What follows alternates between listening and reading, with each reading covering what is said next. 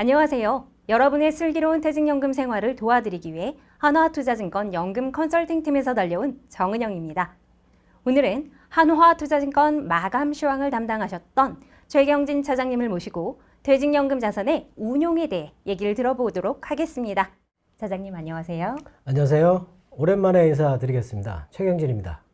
슬기로운 퇴직연금 생활을 위해서는 세금을 줄이는 것도 중요하지만 운용을 잘해서 파일을 키우는 게 풍요로운 노후를 위해 더 중요하잖아요. 지난 2편에서 살펴보았듯 DC와 IRP에서는 전체 자산의 70%까지 위험 자산을 담을 수 있었고요.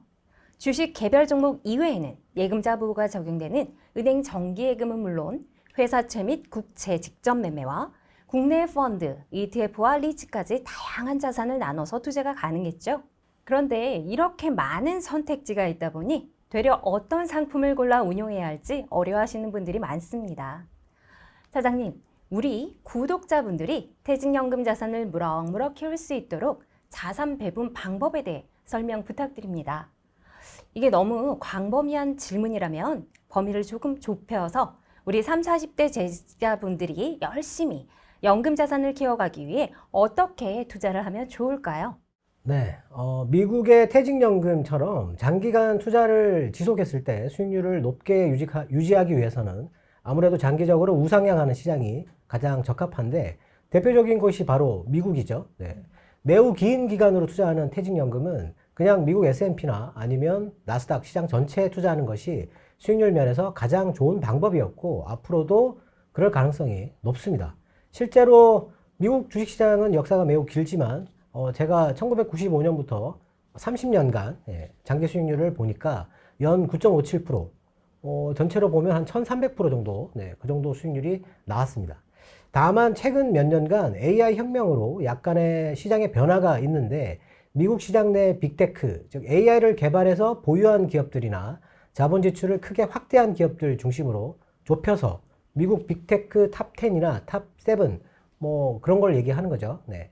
투자하는 것이 미래 수익률에 더 도움이 되지 않을까 싶습니다. DC, IRP 퇴직연금은 주식처럼 위험 자산은 전체 적립금의 70%까지만 투자할 수 있잖아요. 대부분 퇴직연금은 위험자산 투자 비중 제한으로 주식에만 투자할 수 없다고 알고 있죠. 70%까지만 투자를 할 수 있으니까요. 다만 이 여러 자산으로 잘 분산 투자되어 있는 혼합형 상품인 TDF라는 상품이 있는데 여기에는 100%까지 투자가 가능합니다. 그러면 분산 투자하는 효과가 날 수 있는데 아니면 시장의 금리 수준을 따라가는 머니마켓 액티브나 CD 금리 액티브, 뭐 ETF로도 투자를 할 수 있겠습니다. 물론 나머지 30%를 정기예금과 같은 만기가 정해진 원리금 지급형 상품으로 채울 수도 있지만 이런 경우에 만기에 그 계속 상품을 투자해야 하는 단점이 계속 교체를 해야 되니까요. 그런 단점이 있습니다. 만일 이러한 상품에 투자를 한다면 만기 시마다 꼭 금리 수준을 비교하고 가장 유리한 상품으로 바꾸기를 권해드립니다. 차장님 말씀은 자산을 축적해가는 시기인 30대, 40대의 재직자분들은 미국 주식 자산의 투자 제한까지 최대로 투자하고 나머지는 상품 자체에서 알아서 자산 배분이 되는 TDF를 30% 정도 투자하거나 혹은 시장금리 수준의 성과를 보이는 채권형 ETF로 채우는 것이 좋다는 말씀이시군요. 네, 맞습니다.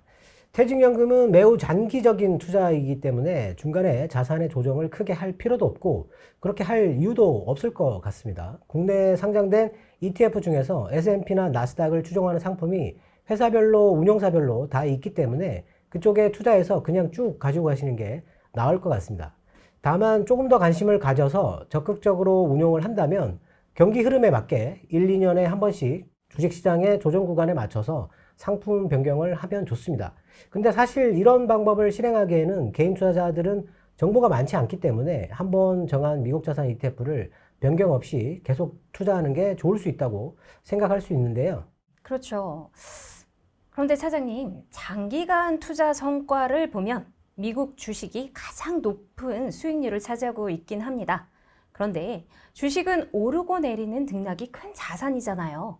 성향상 실현된 손실은 아니더라도 평가 금액이 마이너스를 견디지 못하는 분들도 또 많으실 것 같은데요. 그렇죠. 네. 근데 그거는 사실 투자하시기 전에 본인의 성향에 맞게끔 상품을 먼저 선택을 하실 때 신중하게 선택을 하시는 게 맞을 것 같고요. 원론적인 얘기로 보면 퇴직연금은 한 2, 30년 정도 재직기간 아니면 은퇴 이후에 2, 30년 정도 운용을 해야 하기 때문에 정말 말 그대로 장기 투자의 표본이라고 할 수 있습니다. 장기 투자 시 고려해야 할 가장 큰 위험은 무엇보다 일시적으로 투자 손실이 나는 것보다 물가가 더 중요하다고 생각하는데요. 우리나라는 1995년부터 30년간 연평균 물가 상승률이 2.75%, 미국은 3.3%인데요. 이러한 물가는 금융위기나 코로나 팬데믹 때와 같이 금융 충격이 발생할 경우 잠시 내려갈 수도 있겠지만 물가라는 것은 전년 대비 상승률 자체가 마이너스가 되지 않는 겁니다. 그리고 물가가 오르면 자산의 가치가 하락하는 것을 우리는 쉽게 간과할 경우가 많은데 물가 상승률을 고려하면 30년 전에 3억이 현재는 1억의 가치라는 것을 기억해야 합니다. 퇴직연금에서의 그 투자에서는 이 물가 상승률을 이기는 것이 가장 중요할 것 같습니다. 퇴직연금 수익률이 물가 상승률을 넘지 않는다면 가만히 앉아서 그냥 내가 가진 자산을 도둑맞는 것과 같기 때문입니다. 그렇기 때문에 물가를 이기려면 어느 정도 위험 자산에 투자해서 운용을 할 수밖에 없는 거죠. 다만 건강이 가장 중요한 만큼 본인이 감당할 수 있는 수준에 따라 건강이 가장 중요합니다. 위험 자산의 비중을 조절할 필요가 있습니다. 극도로 보수적인 성향이라면 하나의 자산군에만 투자하기보다는 여러 자산에 나눠가지고 투자하는 것도 하나의 방법일 수 있습니다. TDF는 국내외 주식과 채권 등 다양한 자산에 분산 투자하고 은퇴 시기라고 하죠. 타겟 데이트. 이 은퇴 시기가 가까워질수록 가격 변동이 큰 주식과 위험 자산의 비중을 자동으로 운용자가 줄여주는 그런 상품입니다. TDF는 하루에 단일 가격으로만 거래되는 펀드로 투자할 수도 있고 국내 주식시장에 상장되어 있어 가지고 본인이 직접 내수도 하고 매도할 수 있는 ETF로도 투자할 수 있습니다. 펀드로 투자하는 것에 비해 ETF로 투자할 경우에 현금화할 수 있는 시간이 단축되니까 증권사 퇴직연금 계좌에서 ETF 매매는 실시간으로 거래가 가능하죠. 네. 그리고 별도 매매 수수료도 낼 필요가 없습니다. 그렇군요, 차장님. 시중에 정말 다양한 TDF가 있잖아요. 그렇다면 그러한 상품 중에 어떤 상품을 고르는 게 좋을까요? 네, TDF는 상품이 많죠. 네, 상품이 많은데 거의 대부분 시중 운용사가 TDF 상품을 다들 이렇게 몇 개씩 가지고 있는데요. 2025년 8월 22일 기준으로 우리나라 TDF 투자 규모는 13조 6,240억 정도로 어마어마한 규모가 되어 있습니다. 일단 TDF 상품을 고르려면 가장 먼저 빈티지를 결정을 해야 되는데요. 빈티지는 뭐냐면 TDF 뒤에 숫자가 붙는데 그 숫자를 얘기를 하는 겁니다. 은퇴 목표 시점을 얘기를 하는 건데요. 이게 타겟 데이트라고 얘기하죠. 예. 본인이 목표로 하는 은퇴 예상 시기나 연금 수령 연도를 고민해 보고 그 목표 시점에 가까운 숫자가 펀드명에 포함된 빈티지를 선택하시는 게 맞습니다. 예를 들어서 2046년에 만일에 은퇴를 예상한다. 그러면 TDF 2045를 선택하시면 될 것 같습니다. 다음은 특정 운용사 상품을 선택하기 위해서는 운용사별 TDF 상품의 장기 성과와 투자 비용 등을 감안하여 상품을 선택하는 것이 좋습니다. 다만 이때 너무 비용에 매몰될 필요는 없고 펀드 성과는 매일 기준가에 비용이 반영된 뒤의 수치라서 장기 성과가 좋다면 비용을 빼고도 운용을 잘 했다는 의미가 될 것 같습니다. 주식시장에 상장한 ETF를 선택할 때는 무엇보다 거래량과 자산의 크기를 고려를 하고 괴리율이 작은 상품을 고르는 것이 좋은데요.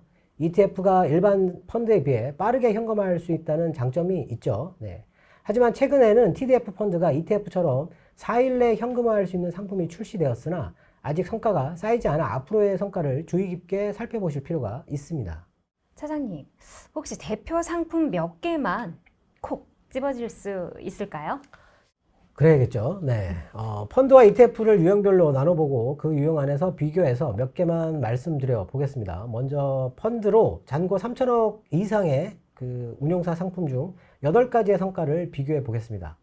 빈티지 2045 기준으로 1919년부터 1925년까지 2분기까지 누적 수익률을 살펴보면 미래 전략 배분 TDF가 84.5%로 1위를 했고요. 그리고 하나 라이프 플러스 TDF가 83.5%, 신한 마음 편한 TDF가 75% 순이었습니다. 연도별로 상위권을 차지한 것은 위의 세 운용사의 상품인 것을 확인할 수 있는데요. 이 중에 그 미래 전략 배분은 환율의 변동이 펀드 성과에 영향을 주지 않는 환해지형 상품인데 하나 라이프 플러스 TDF는 주식에 대해서는 해지를 하지 않고 신한 마음 편한 TDF는 주식 자산에 대해 해지를 하지 않는 것을 기본으로 하되 적극적으로 환율 전략을 수행한다고 보시면 될 것 같습니다. 또한 은퇴 시점이 되더라도 한화 미래에셋은 주식 편입 비중을 40% 근처로 유지하는 데 반해 신한 자산운용 TDF는 주식 편입 비중을 20% 수준으로 낮추는 것을 볼 수 있습니다. 그래서 아마 성과가 조금 차이가 날 수도 있는데요. 네. 이런 점을 고려해가지고 상품을 선택하는 것을 추천드립니다.